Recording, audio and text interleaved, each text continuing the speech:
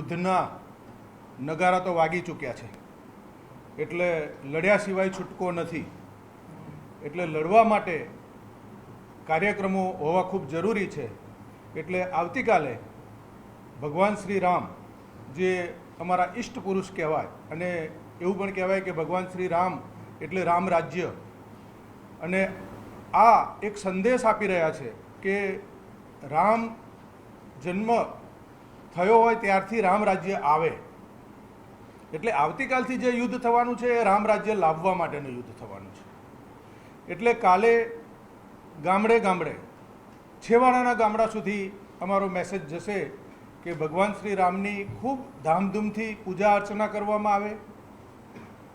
રામ ભગવાનનો જન્મ થયો તો 12:39, તો એ ટાઈમે ખૂબ મોટી સંખ્યામાં મહાઆરતી કરવામાં આવે, અને ખૂબ મોટી સંખ્યામાં બધા ભેગા થઈને, કારણ કે એવું કહેવાય છે કે ઉત્સવથી જ માણસના જીવનમાં ઉત્સાહ આવે, એવું આપણા શાસ્ત્રમાં કીધેલું છે. એટલે આ ઉત્સાહ લાવવા માટેનો કાર્યક્રમ અમે આપવા જઈ રહ્યા છીએ. સાથે સાથે રામ જન્મોત્સવ નિમિત્તે ગામમાં શોભાયાત્રા કાઢવી, અને એ શોભાયાત્રામાં ઢોલ નગારા સાથે દરેકે દરેક જ્ઞાતિના માણસો જોડાય.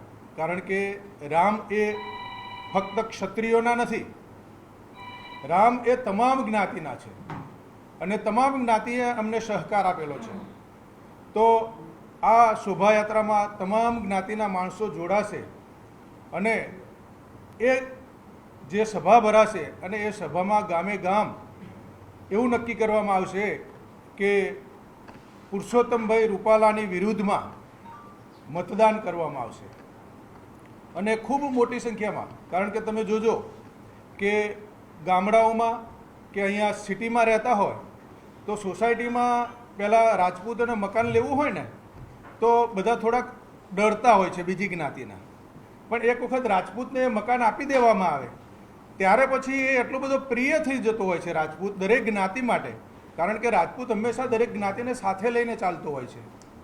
એટલે એ રાજપૂત જ્યારે પછી સોસાયટીમાં રહેવા આવતો હોય છે ત્યારે તમામ જ્ઞાતિ એને ચાહતી હોય છે અને બધાને સાથે લઈને ચાલતો હોય છે. એટલે એક કાર્યક્રમ અમે આપીશું કે બધાને સાથે લઈ અને દરેક સમાજને સાથે લઈ અને અમે મતદાન કરવાની બધાને વિનંતી કરીશું. અને તમામ 100% ગામોમાં, સોસાયટીઓમાં મતદાન કરે, અને એ પણ ભાજપની વિરુદ્ધમાં મતદાન કરે. એનું રણટંકાર અત્યારે હું કરવા માગું છું.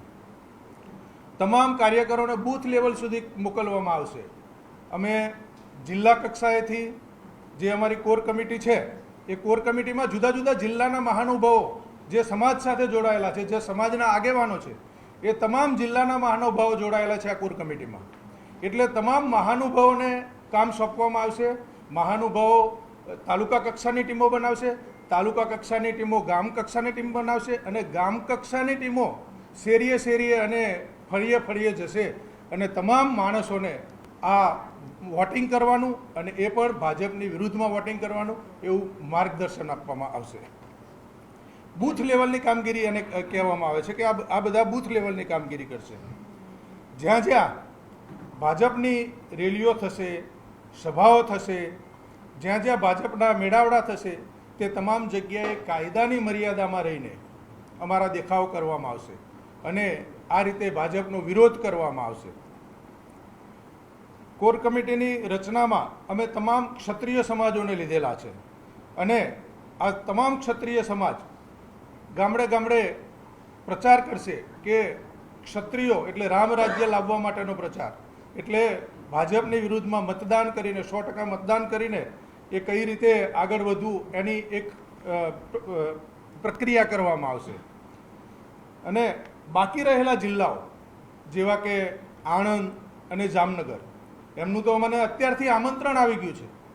આણંદવાળા તથા જામનગરવાળા કે મહાસંમેલન અમારા જિલ્લામાં બોલાવવું છે. એટલે જે જગ્યાએ અમે વધારેમાં વધારે પ્રતિભાવ પાડી શકીએ, જ્યાં અમારી શક્તિઓ વધારે દેખાડી શકીએ, જે ભાજપની સીટો ઉપર અમે જેટલી સીટો કાપી શકીએ, કારણ કે 100% હવે લડી લેવાનું છે. જ્યારે નક્કી જ થઈ ગયું છે, રણભૂંગીઓ વાગી ગયો છે, ત્યારે હવે બધા જ લડવૈયા અને લડાઈના મૂડમાં આવી ગયા છે. એટલે બધા જ જિલ્લાઓમાં જવામાં આવશે અને મહાસંમેલનો બોલાવવામાં આવશે. એમાં ખાસ શરૂઆત આણંદ અને જામનગરથી કરવામાં આવશે.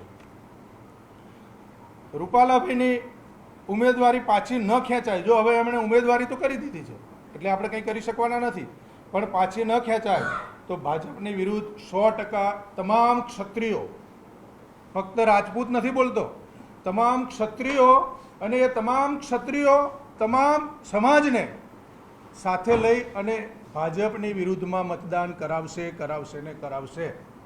અને હવે આગામી અમે 19મી તારીખે અહીંયા જ એક અમારી જે ગુજરાત રાજ્યની રાજપૂત સમાજની સંગઠનોની સમિતિઓ છે, એ તમામ સમિતિઓ અહીંયા આવશે અને આગળની રણનીતિઓ 19મી પછી શું કરવી એ નક્કી કરીશું.